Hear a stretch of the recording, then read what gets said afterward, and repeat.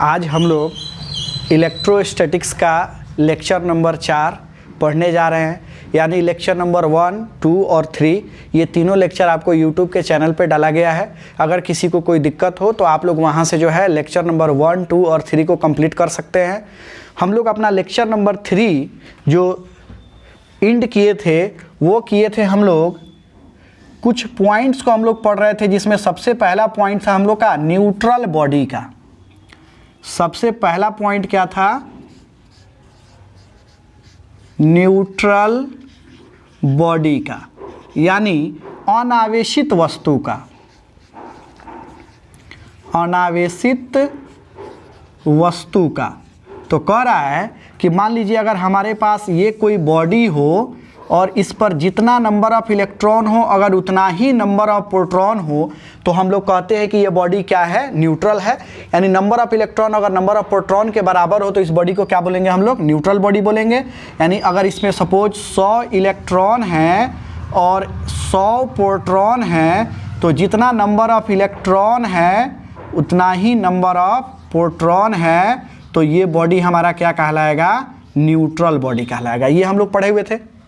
अच्छा, second point था कि चार्ज्ड बॉडी किसको बोलते हैं, यानी आवेशित वस्तु किसको बोलते हैं? चार्ज्ड बॉडी यानी आवेशित वस्तु। तो इसके लिए हम लोगों ने देखा था कि अगर ये हमारा कोई बॉडी है और अगर number of electron number of proton के बराबर नहीं हो तो हम लोग बोले थे कि ये बॉडी क्या कहलाएगा? चार्ज्ड बॉडी कहलाएगा। यानी नंबर ऑफ इलेक्ट्रॉन यदि नंबर ऑफ प्रोटॉन के बराबर नहीं हो तो क्या कहलाएगा? Charged body. जिसका 2 पार्ट हम लोग सीखे हुए थे। एक पार्ट था कि मान लीजिए नंबर ऑफ इलेक्ट्रॉन ज़्यादा हो नंबर ऑफ प्रोटॉन से, तो हम लोग क्या बोले थे कि इलेक्ट्रॉन ज़्यादा है, इसका मतलब ये हो जाएगा आपका निगेटिवली चार्ज्ड बॉडी। यानी ये निगेटिवली चार्ज्ड हो जाएगा, यानी ऋण आवेशित हो जाएगा। कब? जब इलेक्ट्रॉन ज़्यादा होगा और प्रोटॉन कम होगा तब। दूसरा नंबर बात, अगर मान लीजिए हो सकता है कि इलेक्ट्रॉन ही कम हो और प्रोटॉन क्या हो? ज़्यादा हो, तो उस स्थिति में हम लोग बोलेंगे कि ये क्या हो गया? पॉजिटिवली चार्ज्ड बॉडी, यानी धन आवेशित। ये सारा चीज़ हम लोग पिछले क्लास में लेक्चर नंबर 3 में भी सीखे थे। यानी number of electron number of proton के बराबर नहीं है, यानी अगर इलेक्ट्रॉन ज़्यादा है तो निगेटिवली चार्ज्ड बॉडी और प्रोटॉन ज़्यादा है तो पॉजिटिवली चार्ज्ड बॉडी। ये सब चीज़ हम लोग सीखे हुए थे। पॉइंट नंबर 3 कहता है कि चलिए ठीक है, अगर मान लीजिए ये हमारा कोई बॉडी है जिस पर 100 इलेक्ट्रॉन है और 100 प्रोटॉन है। क्या है जी? 100 इलेक्ट्रॉन है और 100 प्रोटॉन है, और इसमें से हमने क्या किया? 20 इलेक्ट्रॉन को हमने इसमें से निकाल दिया। तो 20 इलेक्ट्रॉन अगर इस बॉडी से निकाल देते हैं तो अब इस बॉडी पर कितने इलेक्ट्रॉन बच जाएंगे? 80 इलेक्ट्रॉन। और प्रोटॉन कितने रहेंगे? 100। यानी अब बताइए ये बॉडी शुरू में क्या था? न्यूट्रल था। न्यूट्रल बॉडी था, यानी अनावेशित वस्तु था। अनावेशित वस्तु किसको कहते हैं? तो जब इलेक्ट्रॉन प्रोटॉन बराबर हो तो वो अनावेशित वस्तु होता है। तो 100 इलेक्ट्रॉन है और 100 प्रोटॉन है, मतलब ये अनावेशित वस्तु है। और इसमें से हमने क्या किया? 20 इलेक्ट्रॉन को निकाल दिया, तो कितने इलेक्ट्रॉन बच गए? 80। और प्रोटॉन कितने बच गए? 100। यानी अब इस पर ज़्यादा कौन हो गया? प्रोटॉन। तो क्या हम इसको पॉजिटिवली चार्ज्ड कह सकते हैं? यानी ये हो जाएगा आपका धन आवेशित। ये क्या हो जाएगा? धन आवेशित। इसका मतलब ये हुआ कि अगर किसी न्यूट्रल बॉडी से अगर हम इलेक्ट्रॉन को एस्केप कराते हैं, बाहर निकालते हैं, तो उस बॉडी पर कैसा चार्ज आ जाएगा? पॉजिटिव चार्ज आ जाएगा। यानी जब electron escape from a neutral body, then तब it has पॉजिटिव चार्ज। तो अब इसके पास क्या होता है? Positive charge. यानी यदि किसी वस्तु से इलेक्ट्रॉन्स, यदि किसी अनावेशित वस्तु से यानी न्यूट्रल बॉडी से, यदि किसी अनावेशित वस्तु से इलेक्ट्रॉन बाहर निकलते हैं तो उस पर धन आवेश आ जाता है। यानी किसी वस्तु से अगर इलेक्ट्रॉन बाहर निकलेगा तो उस पर क्या आ जाएगा? पॉजिटिव चार्ज आ जाएगा। ये था पॉइंट नंबर 3। पॉइंट नंबर 4 को हम लोग देखते हैं। पॉइंट नंबर 4 कहता है कि मान लीजिए फिर से हमारे पास जो है 100 इलेक्ट्रॉन और 100 प्रोटॉन, यानी फिर से हमारे पास क्या एक न्यूट्रल बॉडी है। ये क्या है?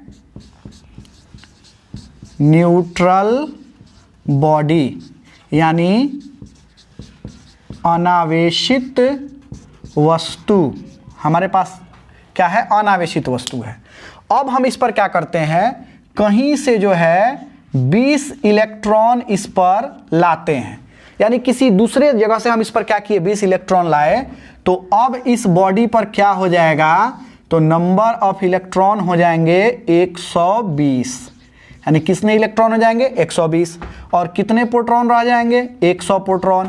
ये काफ़ी इंपॉर्टेंट कंसेप्ट है, ये आपको आगे समझने में मदद करेगा, इसलिए इसको खूब ध्यान से आप लोग समझेंगे। अब इस पर ज़्यादा कौन हो गया? इलेक्ट्रॉन, और कम कौन है? प्रोटॉन। तो ये बॉडी हमारा क्या हो जाएगा? Negatively charged. ये हो जाएगा नेगेटिवली चार्ज्ड, यानी ये वस्तु हो जाएगा हमारा ऋण आवेशित। क्या हो जाएगा? यह ऋण आवेशित। मतलब हम ऐसे कहें कि when electrons added on neutral body, यानी जब किसी न्यूट्रल बॉडी पर इलेक्ट्रॉन ऐड होते हैं, देन तब इट बिकम्स निगेटिवली चार्ज्ड। तब वह क्या हो जाता है? ऋण आवेशित हो जाता है। यानी जब किसी बॉडी पर इलेक्ट्रॉन आते हैं कहीं से न्यूट्रल बॉडी पर, तो वह ऋण आवेशित हो जाता है। यानी यदि किसी अनावेशित वस्तु पर इलेक्ट्रॉन्स आकर जुड़ते हैं तो वह ऋण आवेशित बन जाता है। यानी इस दोनों पॉइंट का कंसेप्ट क्या है? अगर किसी बॉडी से इलेक्ट्रॉन बाहर निकलेगा तो वह पॉजिटिवली चार्ज बन जाएगा, और अगर किसी बॉडी पर इलेक्ट्रॉन आता है न्यूट्रल बॉडी पर तो वह क्या बन जाएगा? निगेटिवली चार्ज बन जाएगा। इसमें देखिए एक पॉइंट यहाँ पर हमको और ऐड करना है। यहाँ से इलेक्ट्रॉन बाहर जा रहा है, मतलब इस बॉडी से इलेक्ट्रॉन क्या हो गया? कम हो गया। तो इस बॉडी का मास धीरे धीरे क्या होगा? घटेगा।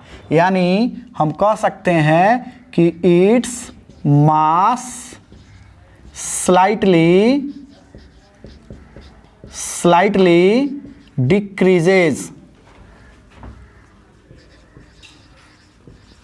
Its mass slightly decreases, यानी इसका द्रव्यमान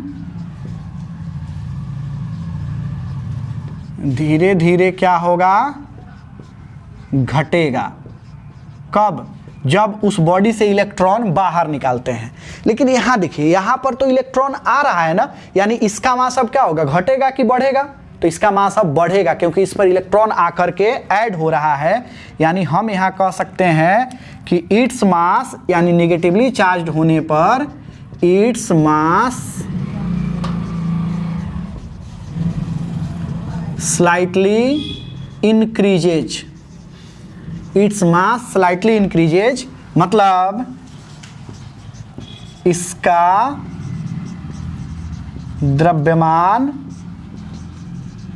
धीरे धीरे क्या होगा, बढ़ेगा। मतलब अगर किसी न्यूट्रल बॉडी से इलेक्ट्रॉन बाहर निकलता है तो मास धीरे धीरे क्या होगा, घटेगा। और किसी न्यूट्रल बॉडी पर अगर इलेक्ट्रॉन आता है तो उसका मास क्या होगा, धीरे धीरे क्या होगा, बढ़ेगा। ये हम लोग सीखे पॉइंट नंबर 4 तक। अब आइए पॉइंट नंबर 5। पॉइंट नंबर 5 को हम लोग देखते हैं।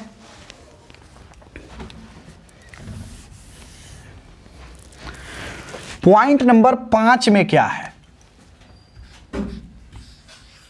Point number 5।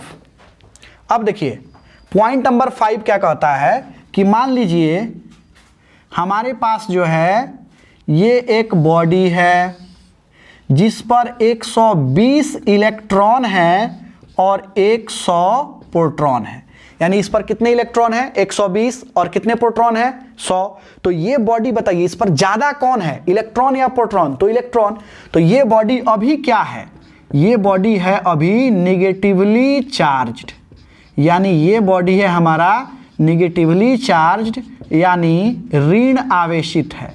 ये बॉडी अभी हमारा क्या है, ऋण आवेशित है। तो कहता है कि अगर हम इससे 10 इलेक्ट्रॉन क्या करते हैं, 10 इलेक्ट्रॉन बाहर कर देते हैं, यानी इससे 10 इलेक्ट्रॉन को अगर हम निकाल देते हैं तो हमारा जो नया बॉडी बनेगा, कहता है कि इस नए बॉडी पर इलेक्ट्रॉन कितने हो जाएंगे, तो 110। इस बॉडी पर इलेक्ट्रॉन कितने हो जाएंगे, तो 110 इलेक्ट्रॉन हो जाएंगे। इससे अगर हम 10 इलेक्ट्रॉन को बाहर निकालते हैं तो जो हमारा नया बॉडी बनेगा इस पर अब इलेक्ट्रॉन कितने हो जाएंगे, 110, और प्रोटॉन अभी भी कितने रहेंगे, 100। यानी हम अब क्या बोल सकते हैं कि इससे जो है 10 इलेक्ट्रॉन बाहर निकलने के बावजूद भी इस पर इलेक्ट्रॉन क्या है, ज़्यादा है। यानी ये अभी भी क्या है, निगेटिवली चार्ज्ड ही है। यानी ये अभी भी ऋण आवेशित ही है। तो कहने का मतलब ये हुआ कि हम लोग जो कंसेप्ट सीखे थे वो तो कंसेप्ट फेल हो गया ना। यानी इलेक्ट्रॉन के निकलने से पॉजिटिव चार्ज आ जाता है, ये हमने सीखा है पिछले पॉइंट में। और अभी क्या, इलेक्ट्रॉन बाहर निकला इसके बावजूद भी निगेटिवली चार्ज ही है। यानी देखिए कंसेप्ट दोनों सही है। न्यूट्रल बॉडी से जब इलेक्ट्रॉन निकालेंगे, मतलब समझिए न्यूट्रल बॉडी से जब इलेक्ट्रॉन निकालेंगे तो वह बॉडी पॉजिटिव हो जाएगा। लेकिन ये बॉडी हमारा न्यूट्रल नहीं था, ये बॉडी क्या है, ऑलरेडी निगेटिवली चार्ज्ड है। तो इससे अगर इलेक्ट्रॉन हम बाहर निकालते हैं तो ये जरूरी नहीं है कि वह हमेशा पॉजिटिव ही बनेगा, वो पॉजिटिव भी हो सकता है या निगेटिव भी हो सकता है। ये डिपेंड करता है कि हम उससे कितने इलेक्ट्रॉन को बाहर निकाल रहे हैं। जैसे मान लीजिए 6 नंबर पॉइंट का हम बात करें कि फिर से हम यही ले लें, 120 इलेक्ट्रॉन और 100 प्रोटॉन। लेकिन इस बार हम क्या करते हैं कि इस बार हम इसमें से 30 इलेक्ट्रॉन को बाहर कर देते हैं। कितने इलेक्ट्रॉन को बाहर करते हैं, 30 इलेक्ट्रॉन को। तो जो नया बॉडी बनेगा 120 में से 30 इलेक्ट्रॉन चला गया, यानी इस पर अब कितना इलेक्ट्रॉन बचेगा, 90। और प्रोटॉन कितना है अभी भी हमारा, 100। तो अब आप ये बताइए कि इस बॉडी पर अब कैसा चार्ज आ गया, तो अब पॉजिटिव चार्ज आ गया, क्योंकि इलेक्ट्रॉन क्या हो गया, कम, और प्रोटॉन क्या हो गया, ज़्यादा। तो शुरू में ये बॉडी था हमारा निगेटिवली चार्ज था, ऋण आवेशित था, लेकिन अब क्या हो गया, पॉजिटिवली चार्ज हो गया, क्योंकि इस बॉडी से हमने क्या किया है, इलेक्ट्रॉन को बाहर निकाला है। और जैसे इलेक्ट्रॉन को हम बाहर निकाले, इलेक्ट्रॉन हो गया कम और प्रोटॉन हो गया ज़्यादा, इसलिए ये बॉडी हो गया पॉजिटिवली चार्ज। लेकिन ऊपर वाले केस में 10 इलेक्ट्रॉन को निकालने के बावजूद भी निगेटिवली चार्ज था। वहाँ पर क्यों था, तो वहाँ पर जो हम इलेक्ट्रॉन निकाले हैं उसके बावजूद भी उस बॉडी में इलेक्ट्रॉन का ही संख्या ज़्यादा है, इसलिए निगेटिवली चार्ज रह गया। और यहाँ पर जैसे इलेक्ट्रॉन को बाहर निकाले तो यहाँ इलेक्ट्रॉन हो गया कम और प्रोटॉन हो गया ज़्यादा, इसलिए ये क्या हो गया, पॉजिटिवली चार्ज्ड। चलिए पॉइंट नंबर 6 के बाद पॉइंट नंबर 7 कहता है कि चलिए मान लीजिए हमारे पास फिर से एक बॉडी है जिस पर 120 इलेक्ट्रॉन है और 100 प्रोटॉन है। तो ये अभी क्या है, निगेटिवली चार्ज्ड है। अब हम क्या करते हैं, इसको थोड़ा सा चेंज करते हैं। 120 के बजाय हम लेते हैं 80 प्रोटॉन, 80 इलेक्ट्रॉन। क्या लेते हैं 80 इलेक्ट्रॉन। तो ये क्या है बोलिए तो पॉजिटिवली चार्ज है।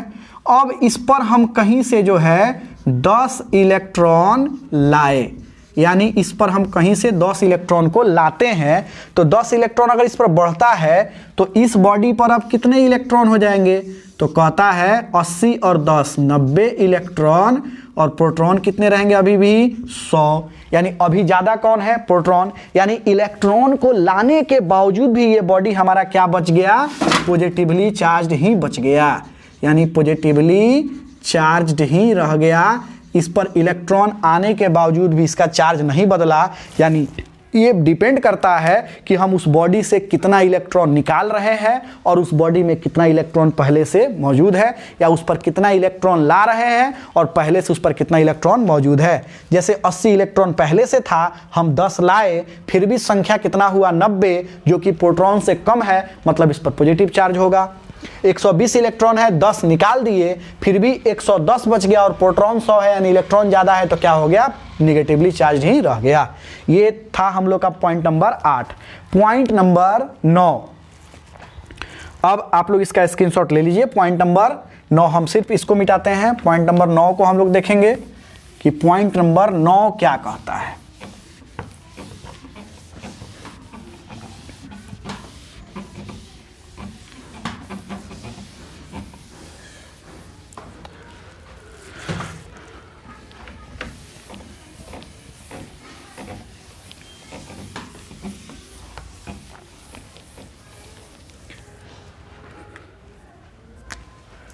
पॉइंट नंबर 9 कहता है, मान लीजिए हमारे पास एक बॉडी है और इसमें 100 इलेक्ट्रॉन है और 100 प्रोटॉन है, और इसमें से हम क्या किए, अब 20 प्रोटॉन को हम क्या किए, बाहर निकाल देते हैं। कितने प्रोटॉन को, 20 प्रोटॉन को हम बाहर निकाल देते हैं। तो जो हमारा नया बॉडी बनेगा उसमें इलेक्ट्रॉन 100 रहेगा, लेकिन प्रोटॉन कितना हो जाएगा, 80।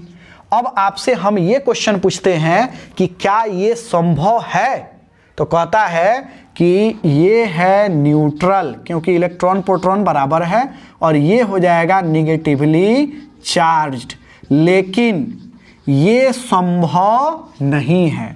क्यों संभव नहीं है, क्योंकि प्रोटॉन जो होता है वह न्यूक्लियस के अंदर स्ट्रॉन्ग न्यूक्लियर फोर्स से बंधा होता है, उसको हम इतनी आसानी से तोड़ करके प्रोटॉन को बाहर नहीं निकाल सकते हैं। लेकिन प्रोटॉन बाहर निकलता है, ये चीज़ हम आपको आगे पढ़ाएंगे आगे के चैप्टर्स में। लेकिन यहाँ फिलहाल आपको ये समझना है कि यहाँ प्रोटॉन क्या होगा, बाहर नहीं निकलेगा। यानी हम कह सकते हैं कि इट इज नॉट पॉसिबल, ये संभव नहीं है। क्यों संभव नहीं है, कहता है because it is not possible because protons are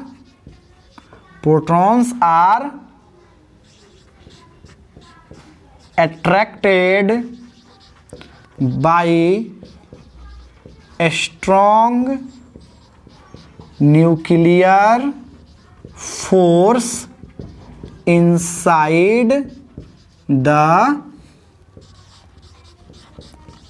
nucleus। यानी यह संभव नहीं है, यह संभव नहीं है क्योंकि नाभिक के अंदर प्रोटॉन्स प्रबल नाभिकीय बल के द्वारा